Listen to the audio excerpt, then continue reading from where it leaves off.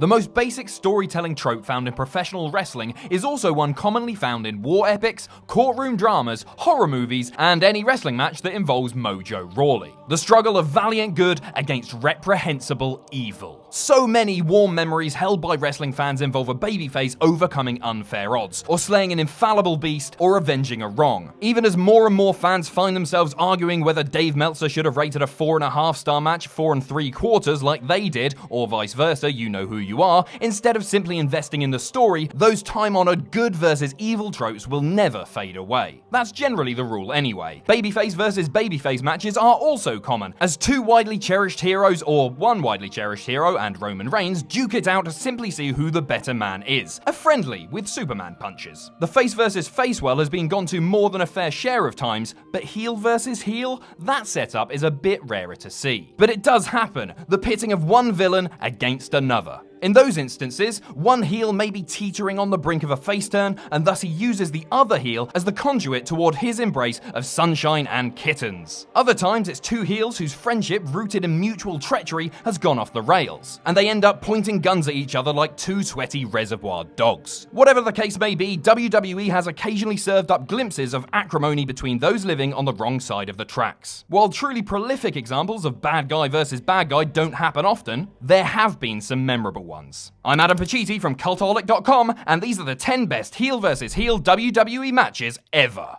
Join us! Number 10, Shawn Michaels versus Rick Martel, SummerSlam 1992. The 1992 SummerSlam boasted a monstrous double main event for the two single titles. World Champion Randy Savage versus The Ultimate Warrior, and Intercontinental Champion Bret Hart versus Davey Boy Smith. The fact that both matches were babyface versus babyface put a drain on the rest of the show, as The Undertaker was the only other top-level singles babyface available to work. To balance the card, WWE booked a heel versus heel match between two preening narcissists, in Shawn Michaels and Rick Martel. While the match is most memorable for sensational Sherry's attire, think Dominatrix Chyna in pure white leather, the match itself had a rather unique stipulation, per Sherry's wishes. Per Sherry's wishes, both men would refrain from hitting each other in the face, lest they wreck the other's matinee idol good looks. It sounded silly, and in practice it was. However, the match created some necessary light comedy that would be contrasted by the heavier drama in the latter title bouts. Sherry pretending to faint at both men breaking the no face strikes agreement, and then later getting doused with water by Martel, was grade A slide whistle humor, but entertaining all the while. Number 9, JBL versus Kurt Angle on SmackDown. The 9-month JBL WWE Championship reign from hell was approaching its death throes, bringing much relief to the eroding buy rates for SmackDown exclusive pay-per-views. But before Super Cena and fellow Justice Leaguer Batista could save the SmackDown audience from crippling apathy, there was still a 2-month storm to ride out. The 2005 Royal Rumble would see a championship triple threat that pitted JBL against fellow heel Kurt Angle and babyface Big Show. The two scheming schemesters prone to much scheming were working openly to neutralize the mammoth Big Show, and were beginning to develop tension among themselves. An argument between the two on the go-home edition of SmackDown led to Theodore Long booking them in a tag team. Wait, no. It was a one-on-one with the No, not that either. Actually, it was a last man standing match against one another for the night's main event. The highlights of JBL's championship run are often buried beneath the fact that WWE gave a main event run to effing Bradshaw, but there were some inspired moments, and this was definitely one of them. Angle and JBL brutalized each other in a match that featured a long sequence of German suplexes, the requisite amount of brawling at ringside, and a bit of a contrived double knockout spot. Ending aside, it was a pay-per-view quality match on free TV. Number 8, Stephanie McMahon versus Trish Stratus, No Way Out 2001. Sometimes a match just surprises you. Going into the 2001 No Way Out pay-per-view, which probably rates among the 5 secondary events in WWE history, there was certainly high expectations for Steve Austin and Triple H's 3 Stages of Hell match, as well as Kurt Angle and The Rock's WWE Championship bout. But Stephanie versus Trish, back before Trish had won over the audience with her abilities inside the ring, there was a better chance of Nitro overtaking the Raw in ratings than there was Stephanie versus Trish being an artistic success. But then the match happened. For 8.5 minutes, the two women overachieved on a level that nobody watching in 2001 thought possible. Who would have had money on Vince McMahon's non-wrestling daughter will come off the rail with a diving clothesline moments after being chucked into the front row? Me and my time machine. That's who. The feud was core soap opera, with both women vying for Vince McMahon's attention, which sounds quite disturbing when phrased that way, and while some McMahon melodrama is dismissible dreck, this was not. It's safe to say that Stephanie hasn't had a match as great since. Regardless, for a non-wrestler, one masterpiece is plenty. Number 7, Randy Savage vs. Jake Roberts, Saturday night's main event. In the days of clear-cut heroes and villains, it's a little surprising to see a matchup of two polished heels on one of WWE's late-night specials. Savage had reigned as an underhanded Intercontinental Champion for more than 9 months, while Roberts was fresh off a feud with Ricky Steamboat over who owned the more intimidating reptile. Ah, simpler times. The match between Savage and Roberts was nominally between two heels, but there was a babyface undercurrent to it. Roberts' popularity had only been increasing since his WWE debut the previous March, and it was around this time that WWE scrapped a feud between he and Hulk Hogan due to Roberts getting cheered for DDTing the Hulkster. The decision was made to turn Roberts face, and the Saturday night's main event match would aid in spelling out an otherwise subtle shift. Prior to the Savage-Roberts clash, Vince McMahon declared on commentary that the fans were more likely to cheer for Savage over the icy, deplorable Roberts. Then he and Jesse Ventura expressed disbelief that the fans were actually cheering more loudly for the Snake, as though he were thoroughly a good guy. The match itself is what you'd expect out of manic, intense Savage and brilliantly minimalist Roberts, and it's doubly historic as Jake's nationally televised lead-in to his lengthy babyface run.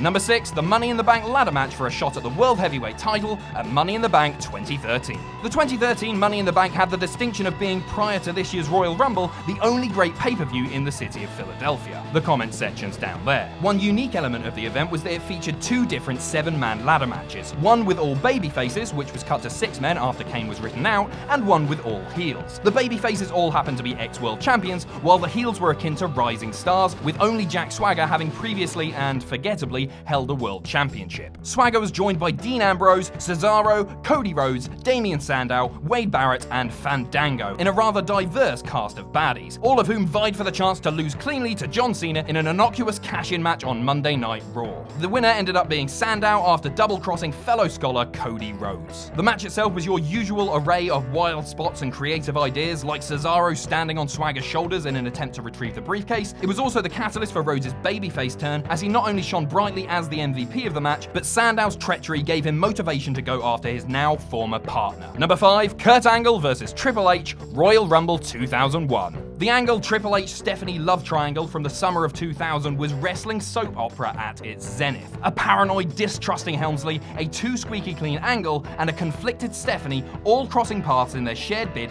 to unseat WWE Champion The Rock, but unable to get out of each other's way. It certainly beat the hell out of the Raw SmackDown feud that the three of them were in 17 years later, but then again, Heidenreich's poetry was a far greater creative achievement than that as well. While the love triangle story ended abruptly by early fall, the Angle-Helmsley rivalry was renewed for a Royal Rumble one-off, with Angle defending his WWE Championship. The match itself was heavy on the wrestling, with Helmsley even busting out a razor's edge to honor his click-spit brother. For his part, Helmsley seemed to assume the mantle of de facto hero. While the actual in-ring action was alive and inspired, the usual assortment of sports entertainment screwiness popped up, to either enhance it or ruin it, depending on your tastes. A Stephanie-Trish catfight occurred, which led to the aforementioned entry on this list, while Stone Cold arrived to cost Helmsley the match, in continuation of their storyline that mostly focused on attempted murder-related squabbling. Number 4, Edge vs. Randy Orton on Raw. Blowing off a dissolved partnership in the opening match of a TV show the night after a pay-per-view, it just reeks of one of those because WWE things that drives their most ardent fans crazy. However, as much as rated RKO explodes seem more destined for a pay-per-view semi-main, there didn't seem to be too many complaints about giving it away as something short of a throwaway. I guess all of those armchair complainers must have taken a collective vacation that week. The match itself was frenetic and frenzied, with the fans in Nashville leaning more towards Orton in what was just a straight-up main event style match with a minimum of chicanery. The two exchanged big moves, near falls, and built to a clean finish after 16 minutes, with Edge scoring the win by pushing off an RKO attempt and hitting a spear. The blow-off preceded Edge's forthcoming jump to SmackDown with Mr. Kennedy's Money in the Bank briefcase, which he would successfully cash in on The Undertaker the following week. It's a bit of a shame that the rated RKO split didn't yield more matches of that quality, because even in heel versus heel form, you had two gifted villains that could keep the crowd invested. Number 3, Bret Hart vs. Shawn Michaels, Survivor Series 1997. Okay, after this, I'm going to stop talking about the Montreal Screwjob, I promise. And yes, I know, technically Bret Hart was a babyface in his native Canada, whereas Shawn Michaels was the unrepentant degenerate that gleefully riled up the neighbors to the north with his unrefined antics. Though he may have been the default babyface based on nationality, had Hart popped up on Raw the following week, he'd have been booed stateside as an America-hating outsider. So yes, this counts as a heel versus heel match. Location be damned. As for the match and its aftermath, what else is there to say? It's the most controversial controversial bout in WWE history, one with a very real ending that other matches have attempted to recreate, often to groans. It's the match that launched the evil Mr. McMahon character, one that would become an even better heel than the two men taking part in said match. But as far as the match goes, prior to the conspiratorial finish, it has an intensity that's hard to match. Hart and Michaels ward all over the arena, while McMahon and a cadre of officials follow like a mobile mosh pit. Bystanders get decked, hate fills the air, and the crowd eats it up with supercharged emotion. And this was before Bret got screwed over. The ending and aftermath may get all the headlines, but as far as the match goes, it was something wild. Number 2, The Shield versus the Wyatt family, Elimination Chamber 2014. Really, both trios were so popular by early 2014 that calling this match heel versus heel is something of a misnomer. The Six had a series of stare-downs during the lead-up that was so well received that the Wyatts would get resoundingly booed for walking away from the near conflicts. Usually you don't feel the magic until punches are thrown, but the electricity was evident even in the slow burn. Hell, the fans chanted "This is awesome" before the bell even rang for their match. Talk about high expectations. Those expectations were more than met. All 6 men looked like absolute world beaters, with Rollins himself the clear star throughout his endless aerial assaults. With WWE's sudden emphasis on 3-person factions that walk down the aisle side by side for camera blocking reasons, they could really afford to look back at the Shield Wyatts' holy war on how to best institute a faction battle. The Wyatts won, but it was the Shield that was on the verge of brighter days. The inevitable face turn, along with the jarring split just months later, elevated all 3 into the main event tier, where each belongs. No matter how much you hate Roman Reigns for taking Daniel Bryan's spot. It's okay, I do too.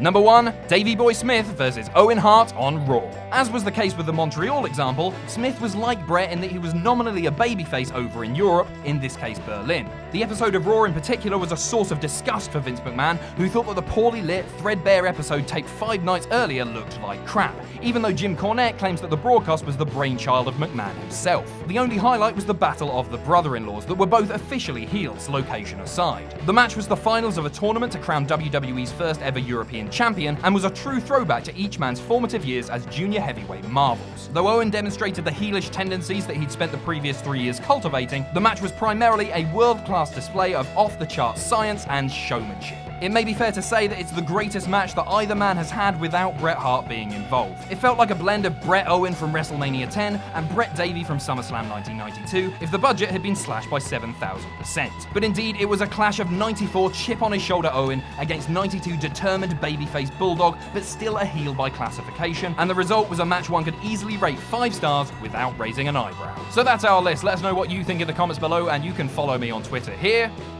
If you enjoy what we do here at Cultaholic, you can donate to our Patreon. That's patreon.com/Cultaholic. And most importantly, don't forget to hit subscribe. Enjoy.